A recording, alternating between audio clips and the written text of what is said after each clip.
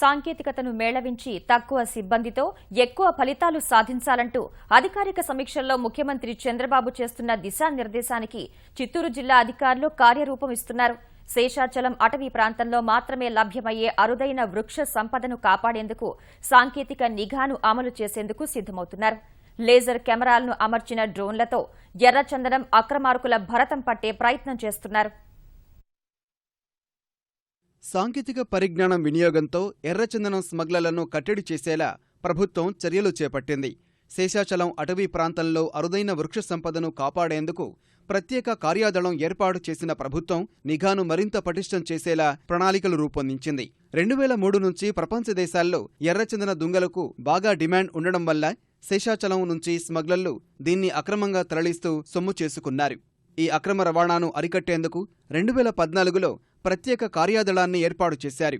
గడిచిన 2 ఏళ్లలో ప్రత్యేక కార్యాదళం చాలా వరకు అక్రమ రవాణాను అడ్డుకోగలిగింది. 4,500 చదరపు కిలోమీటర్ల పరిధిలోని 15 లక్షల హెక్టార్లలో విస్తరించిన అటవీ ప్రాంతాన్ని కాపాడడం అటవీ కార్యాదళ సిబ్బందికి తలకు మించిన భారంగా మారింది.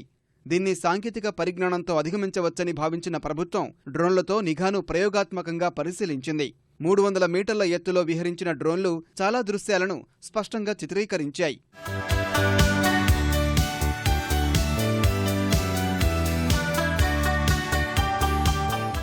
ప్రయోగాత్మకంగా అటవీ ప్రాంతంలో డ్రోన్ల సహాయంతో తీసిన ఫోటోలను అధికారులు పరిశీలించారు. స్మగ్లర్ల కదలికలతో పాటు షెల్టర్ జోన్లలో తిష్టవేసిన లేజర్ కిరణాల ద్వారా చిత్రీకరించే అవకాశముందని అధికారులు నిర్ధారణకు వచ్చారు. శాశ్వత ప్రాతిపదికన డ్రోన్లతో గగనతల నిఘా పెట్టి స్మగ్లర్లను కట్టడి చేయవచ్చని ప్రభుత్వానికి సిఫార్సు చేశారు. డ్రోన్స్ కానీ ఇంకా లేజర్ బీమ్తో పనిచేసే కెమెరాస్ కూడా వచ్చినాయి. అవి ఇంకా RFIDs పెట్టేసి మొత్తం ఏంటంటే మన స్మగ్లర్స్ కదలికని 24 అవర్స్ గమనించేటట్టు, అలాగే ఏదైనా మూవ్ అవుతుంటే వాటిని మనకి ఇమీడియట్గా అలర్ట్స్ పంపించేటట్టు చేయడానికి మేము సన్నద్ధం అవుతున్నాం అండి. అలాగే వైల్డ్ లైఫ్ కానీ ఏదైనా ఫ్రింజ్ విలేజెస్ వచ్చినా కూడా ఇమీడియట్గా తెలుసుకుని చేయడానికి అవన్నీ ఉపయోగపడతాయి.